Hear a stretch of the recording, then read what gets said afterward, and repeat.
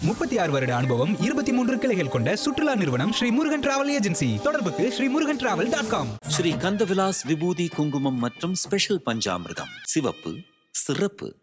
தமிழர்களின் number 1 choice Tamil matrimony.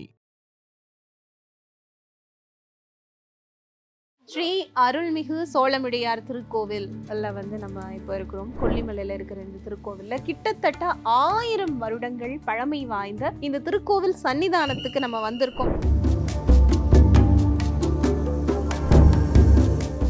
இது கரூரார் சித்தர் உருவாக்கி சோழர்களுக்கு அடுத்து அவரு இந்த இடத்த புனிதமா பார்த்து வழிபட்ட ஒரு இடம் இது. இது எல்லாமே 1000 காலத்துக்கு முன்னாடி இருக்கிற அந்த நவகிரகமும் சிவலிங்கமும் நந்தியும் தான். இந்த சைட்ல இருக்கிற எல்லா சிலைகளுமே அந்த காலத்துல உருவாக்குனது. இது மட்டும் கரூரார் சித்தர் அவங்க உருவாக்கி வழிபடுறது.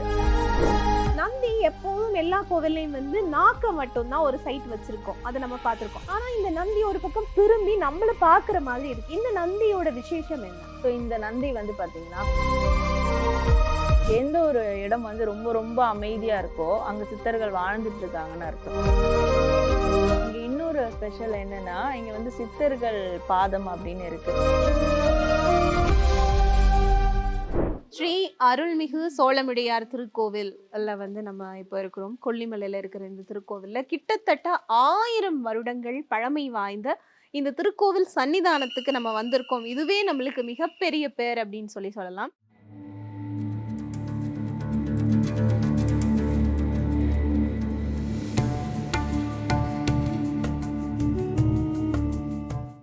இந்த கோவில் பத்தியும் இந்த கோவில்ல இருக்கிற ரொம்பவே அதிசக்தி வாய்ந்த பல விஷயங்கள் பத்தியும் நம்ம சாரா கிட்ட கேட்டு தெரிஞ்சுக்க போறோம். வணக்கம் சாரா. வணக்கம் சிஸ்டர்.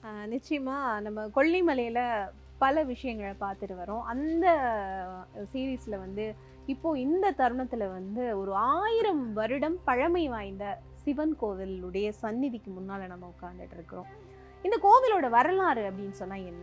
இப்போ கரூரார் சித்தர் அவங்களுடைய வழித்தோன்றல் இந்த கோவிலை பராமரிச்சுட்டு இருக்காங்க. இப்போ பார்த்துட்டு இருக்க நந்தி லிங்கம், அதுக்கு முன்னாடி ஹிஸ்டரின்னு போகும்போது சோழர்கள்ல இருந்து வழிபட ஆரம்பிச்ச ஒரு ஸ்தலம் இது. இது வழிபாட்டு ஸ்தலம் அப்படின்னு சொல்றதை விட இது பள்ளிப்படையா இருந்திருக்கு சோழர்களுக்கு. ஸோ இங்கேதான் அந்த போருக்கு தகுதியான அந்த நபர்களை தேர்ந்தெடுக்கிறவங்களுக்கு ட்ரைனிங் கொடுக்கறது, அந்த மாதிரியான ஒரு இடமா இந்த இடம் இருந்திருக்கு. அப்போ எட்டுக்கையம்மன் பார்த்தோம். ஸோ அங்க போருக்கு போறதுக்கு முன்னாடி உத்தரவு வாங்கிட்டு அதுக்கப்புறம் போருக்கு போவாங்க அப்படின்ற ஒரு விஷயம் நம்ம சொல்லியிருந்தோம். இது பக்கத்துலேயே தான் இருக்கு. இது பள்ளிப்படையா யூஸ் பண்ணியிருக்காங்க இந்த போருக்கு தகுதியானவங்களை. இது தேர்ந்தெடுக்கிறது இங்க மேல்கலிங்கம் அப்படின்ற ஒரு ஊர் இருக்கு இது பக்கத்துல. ஸோ அங்க இந்த போருக்கு தகுதியான ஆண்களை தேர்ந்தெடுக்கிறதாவும், ஸோ அங்கே தேர்ந்தெடுத்தவங்களுக்கு ட்ரைனிங் கொடுத்து தயார்படுத்துறதுக்கு இந்த இடத்த சோழர்கள் உருவாக்குனதாகவும் அது ஒரு வரலாற்று கதை இருக்குது.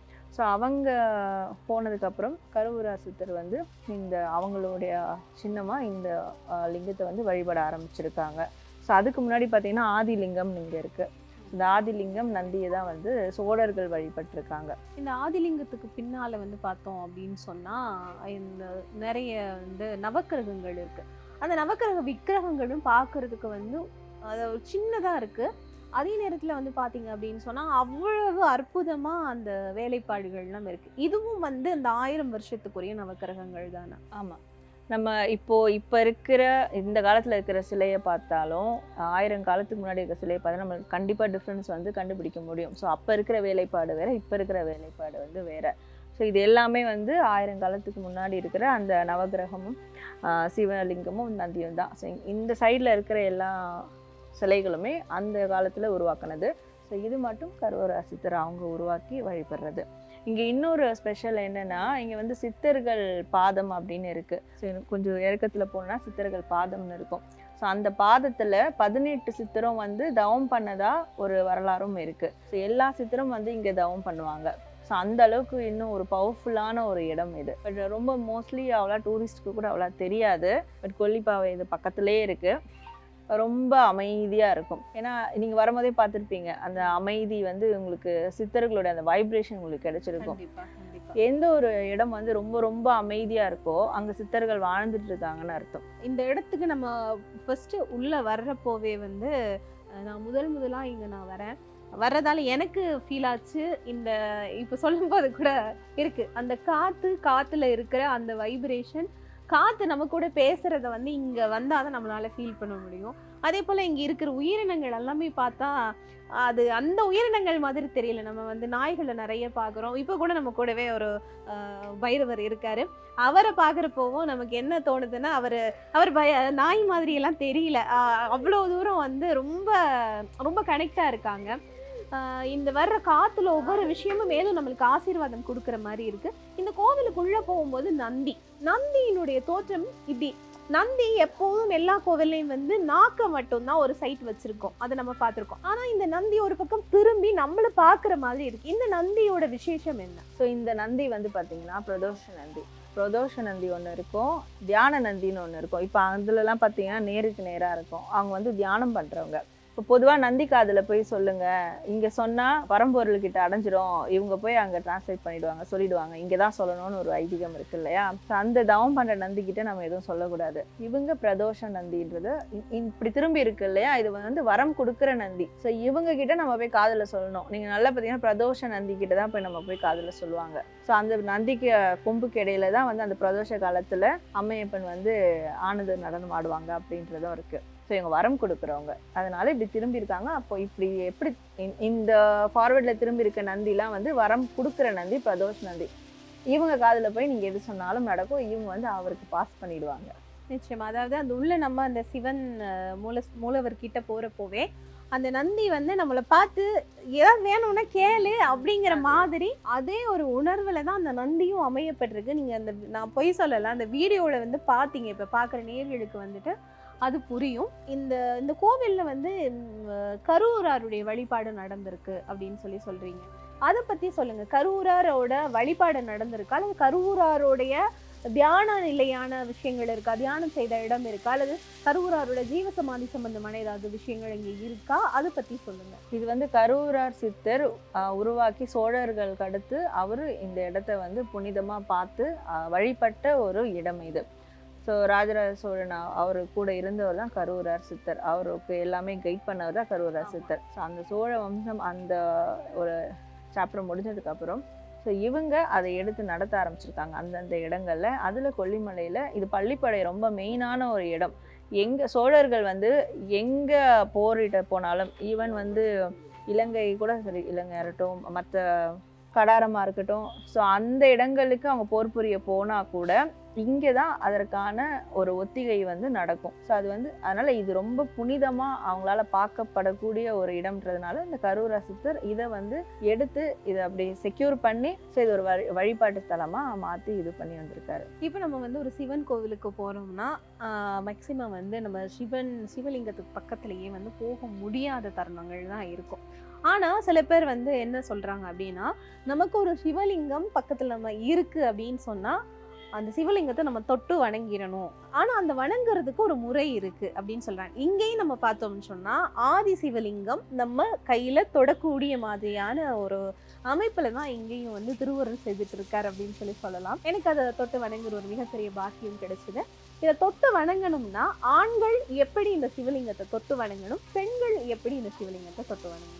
என்னை பொறுத்த வரைக்கும் சார் இதில் ஆண்கள் பெண்கள் அப்படின்ற ஒரு பேதம்லாம் கிடையாது. லிங்கம்ன்றதே பிறப்பு தத்துவம் தான், சரிங்களா? அது சில பேர் இல்லைன்னு சொல்லுவாங்க, ஆர்கியூ பண்ணுவாங்க, அதுக்குள்ளே நம்ம வேண்டாம். என்னை பொறுத்த வரைக்கும் அது லிங்கம்ன்றது பிறப்பு தத்துவம் தான், ஆண் பெண் பிறப்பு தத்துவம். ஸோ அப்போ அந்த ஆண் பெண் பிறப்பு தத்துவம் வந்து எல்லாருக்கும் சமமானது, சரிங்களா? ஸோ அதனால் ஆண் இப்படி கும்பிடணும், பெண் இப்படி கும்பிடணும் அப்படின்ற பேதமே எனக்கு கிடையாது. நாங்கள் போவேன், ஒரு லிங்கம் இருக்குன்னா அந்த லிங்கத்தை எப்படி வழிபடணும்னா அந்த நிமிஷம் எனக்கு ஒரு விஷயம் ஃபீல் ஆகும்.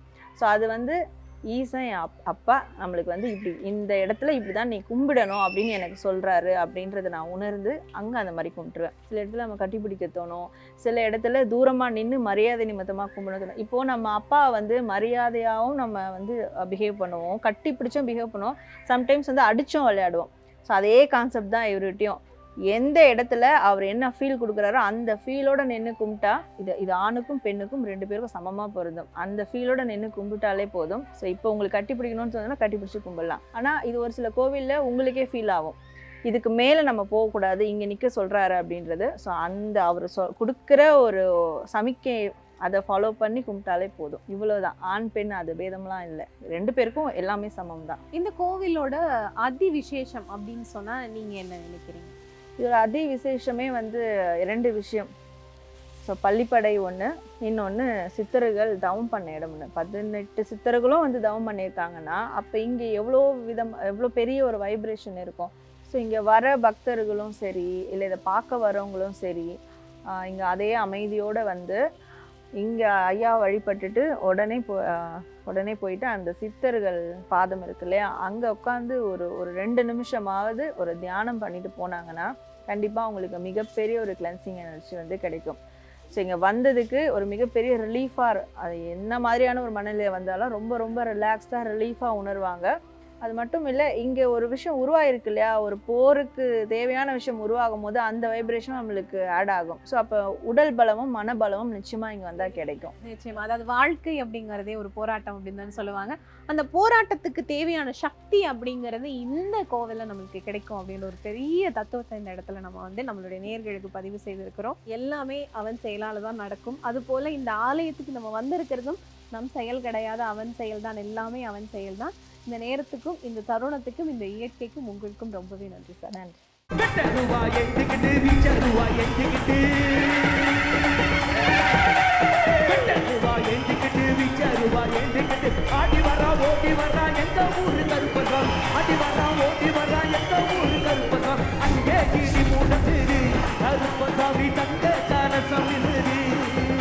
முப்பத்தி 66 வருட அனுபவம், 23 கிளைகள் கொண்ட சுற்றுலா நிறுவனம் ஸ்ரீ முருகன் டிராவல் ஏஜென்சி. தொடர்புக்கு srimurugantravel.com. ஸ்ரீ கந்தவிலாஸ் விபூதி குங்குமம் மற்றும் ஸ்பெஷல் பஞ்சாமிர்தம். சிவப்பு, சிறப்பு. தமிழர்களின் நம்பர் 1 சாய்ஸ் தமிழ் மேட்ரிமோனி.